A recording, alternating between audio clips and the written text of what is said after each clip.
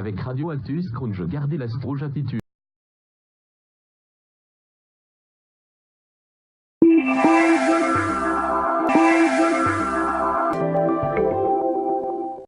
Et tout de suite, notre point info économique.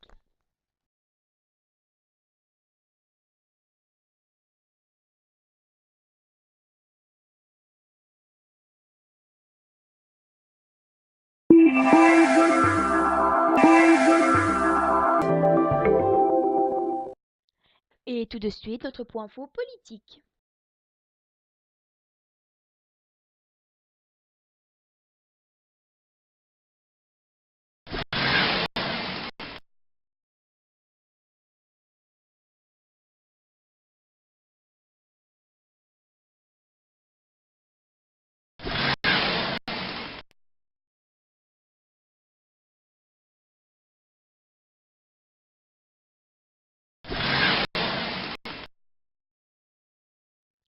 Et maintenant, en direct de Radio Actus Scrooge, une page de publicité qui vous est offerte par Radio Toutou.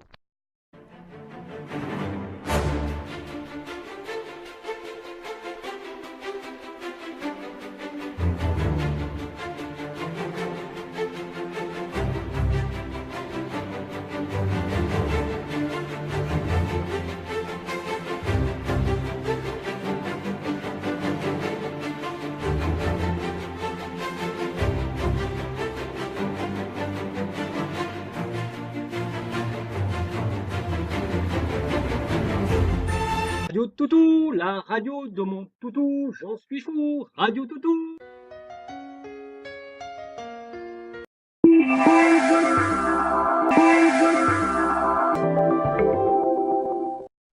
Et maintenant, après cette courte page de publicité, nous allons reprendre nos informations avec les nouvelles du monde. Ebola a été officiellement déclaré comme une épidémie par l'Organisation mondiale de la santé le 25 mars 2014 en Guinée. Il y a alors 59 morts et 86 personnes contaminées. Entre le mois de mars et le mois de juillet, 1201 personnes sont touchées par Ebola, qui s'est étendu au Libéria, au Sierra Leone et au Nigeria. Fin juin, Médecins sans frontières juge l'épidémie hors de contrôle en Afrique de l'Ouest. En 4 mois, elle a fait 672 morts dans 4 pays. Au mois d'août, 2 travailleurs de santé américains et un prêtre espagnol, contaminés au Libéria, sont rapatriés dans leur pays. Les 2 missionnaires américains guérissent. En revanche, le prêtre espagnol décède, malgré un traitement. Fin août, le Sénégal annonce un premier cas contaminé et une deuxième épidémie d'une souche locale se déclare en République démocratique du Congo. En septembre, une infirmière française de Médecins sans frontières contracte le virus au Libéria et est rapatriée. Un autre religieux espagnol est contaminé au Sierra Leone. Il est rapatrié et décède en Espagne. Aux États-Unis, un Américain revenu du Libéria est diagnostiqué pour la première fois en dehors du continent africain. Début octobre, le ministère français de la Santé annonce que l'infirmière contaminée est guérie.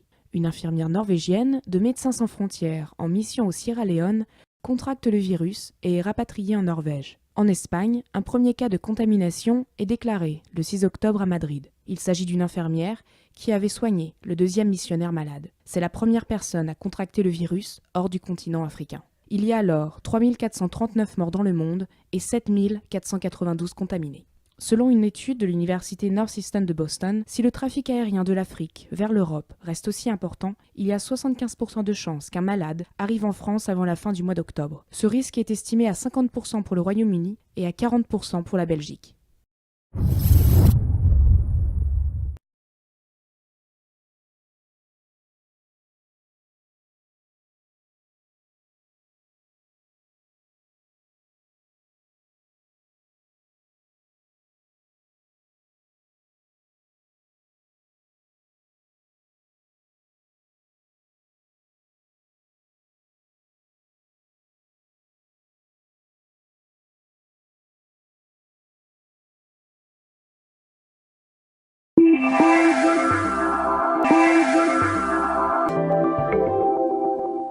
Nous allons terminer notre bulletin d'information avec un point culturel. Amy ? Amy a-t-elle des amis à qui nous pourrions parler? Pas vraiment. Vous ignorez si elle a des amis, vous ignorez ce qu'elle fait de ses journées, vous ignorez même son groupe sanguin. Je n'ai rien à voir avec sa disparition. Je n'ai rien à cacher. Amy est le genre de femme qui attire des admirateurs. Vous, je vous connais. Amy avait perdu beaucoup de sang et quelqu'un a tout nettoyé. Sans cadavre, leur seul espoir serait un aveu. Le trait caractéristique d'un sociopathe, c'est son absence d'empathie. Vous auriez vu cette femme par ici? Elle voulait une arme. Où est votre famille? Elle ne fera de vous qu'une bouchée. Je vous dirai ce qu'il faut dire ou ne pas dire. Un singe savant? Un singe savant qui échappe à la peine de mort.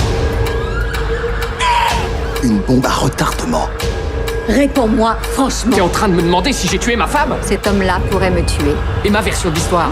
Ses propres mots. Cet homme-là pourrait véritablement me tuer.